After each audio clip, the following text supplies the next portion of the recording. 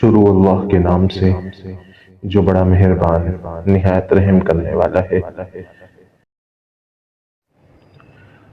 حضرت ابو ہریرہ رضی اللہ عنہ فرماتے ہیں، ایک دن چند صحابہ رسول اللہ صلی اللہ علیہ وسلم کے گرد بیٹھے تھے اور ہمارے ساتھ حضرت ابو بکر صدیق رضی اللہ عنہ اور حضرت عمر فاروق رضی اللہ عنہ بھی تھے کہ رسول اللہ صلی اللہ علیہ وسلم اچانک ہمارے درمیان سے اٹھے اور کہیں باہر تشریف لے گئے۔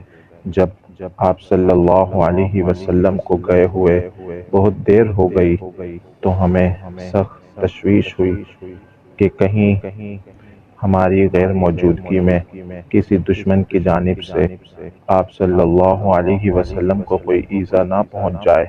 اس خیال سے ہم گھبرائے اور اٹھ کھڑے ہوئے۔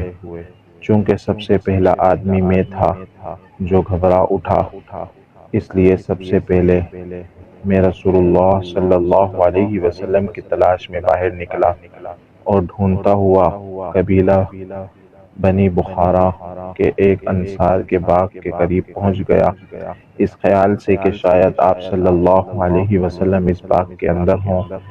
میں نے اندر جانے کے لیے چاروں طرف دروازہ تلاش کیا مگر اضطراب اور گھبراہٹ میں دروازہ نظر نہیں آیا۔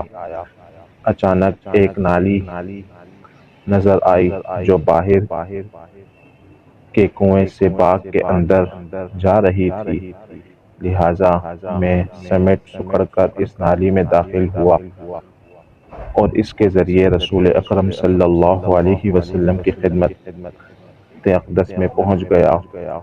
آپ صلی اللہ علیہ وسلم نے اس اچانک اپنے سامنے مجھے دیکھ کر حیرت سے فرمایا، ابو ہریرہ تم؟ میں نے عرض کیا، جی ہاں یا رسول اللہ صلی اللہ علیہ وسلم۔ آپ صلی اللہ علیہ وسلم نے فرمایا، کیا بات ہے؟ میں نے عرض کیا، یا رسول اللہ، آپ صلی اللہ علیہ وسلم کو ڈھونڈتا ہوا اس باغ تک آ نکلا، یہاں دروازہ نظر نہیں آیا تو لومڑی کی طرح سکڑ کر نالی کے راستے سے اندر گھس آیا، بقیہ لوگ بھی میرے پیچھے آ رہے ہوں گے۔ یہ سن کر آپ صلی اللہ علیہ وسلم نے اپنی دونوں جوتیاں نکال کر مجھے دی اور فرمایا، اے ابو ہریرہ، جاؤ ان جوتیوں کو اپنے ساتھ لے جاؤ تاکہ لوگ جان لیں کہ تم میرے پاس سے آئے ہو، اور باغ کے باہر جو آدمی صدق دل اور پختہ اعتقاد سے یہ گواہی دیتا ہو تمہیں ملے کہ اللہ کے سوا کوئی معبود نہیں، تو اس کو جنت کی خوشخبری دے دو۔ حضرت ابو ہریرہ فرماتے ہیں کہ رسول اللہ صلی اللہ علیہ وسلم کے اس پیغام کو لے کر میں باہر نکلا تو سب سے پہلے حضرت عمر سے ملاقات ہوئی۔ انہوں نے پوچھا، ابو ہریرہ یہ جوتیاں کیسی ہیں؟ میں نے کہا، یہ جوتیاں رسول اللہ صلی اللہ علیہ وسلم کی ہیں، آپ نے مجھے یہ جوتیاں نشانی کے طور پر دی کہ اس لیے بھیجا کہ جو آدمی صدق دل اور پختہ اعتقاد کے ساتھ یہ گواہی دیتا ہوا ملے کہ اللہ تعالیٰ کے سوا کوئی معبود نہیں تو میں اس کو جنت کی خوشخبری دوں۔ یہ سنتے ہی عمر فاروق رضی اللہ عنہ نے میرے سینے پر اتنے زور سے ہاتھ مارا کہ میں سرین کے بل نیچے گر پڑا، اور پھر انہوں نے کہا، ابو ہریرہ جاؤ، واپس جاؤ۔ چنانچہ میں رسول اللہ صلی اللہ علیہ وسلم کی خدمت میں واپس لوٹ آیا اور پھوٹ پھوٹ کر رونے لگا۔ ادھر عمر فاروق رضی اللہ عنہ کا خوف مجھ پر سوار ہی تھا۔ اب کیا دیکھتا ہوں کہ وہ بھی میرے پیچھے پیچھے آ پہنچے۔ سرکار دو عالم صلی اللہ علیہ وسلم نے یہ حالت دیکھ کر فرمایا، ابو ہریرہ کیا ہوا؟ میں نے عرض کیا، یا رسول اللہ، میں آپ صلی اللہ علیہ وسلم کا پیغام لے کر باہر نکلا تو سب سے پہلے میری ملاقات عمر فاروق رضی اللہ عنہ سے ہوئی۔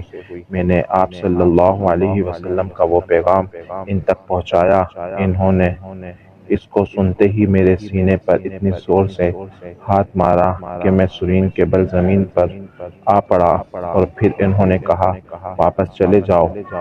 اس کے بعد رسول اللہ صلی اللہ علیہ وسلم نے حضرت عمر فاروق رضی اللہ عنہ سے پوچھا، عمر تم نے ایسا کیوں کیا؟ انہوں نے کہا، یا رسول اللہ، آپ صلی اللہ علیہ وسلم پر میرے ماں باپ قربان، کیا واقعی آپ صلی اللہ علیہ وسلم نے ابو ہریرہ کو اپنی جوتیاں دے کر اس لیے بھیجا تھا کہ جو آدمی صدق کے دل اور پختہ اعتقاد کے ساتھ لا الہ الا اللہ کہتا ہوا ملے، اس کو یہ جنت کی خوشخبری دے دے؟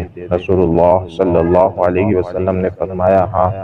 عمر فاروق رضی اللہ عنہ نے عرض کیا، یا رسول اللہ، ایسا نہ کیجیے، مجھے ڈر ہے کہ لوگ کہیں اس خوشخبری پر بھروسہ نہ کر بیٹھیں اور عمل کرنا ہی چھوڑ دیں، اس لیے آپ صلی اللہ علیہ وسلم نے انہیں زیادہ سے زیادہ عمل میں لگا رہنے دیجیے۔ آپ صلی اللہ علیہ وسلم نے فرمایا، اگر تمہارا یہی مشورہ ہے تو پھر لوگوں کو عمل میں لگے رہنے دو۔ مشکوٰۃ المصابیح حدیث نمبر 35۔ اسی طرح کی اور احادیث اور دعا وغیرہ سننے کے لیے ہمارے چینل کو سبسکرائب کیجیے۔ السلام علیکم ورحمۃ اللہ وبرکاتہ۔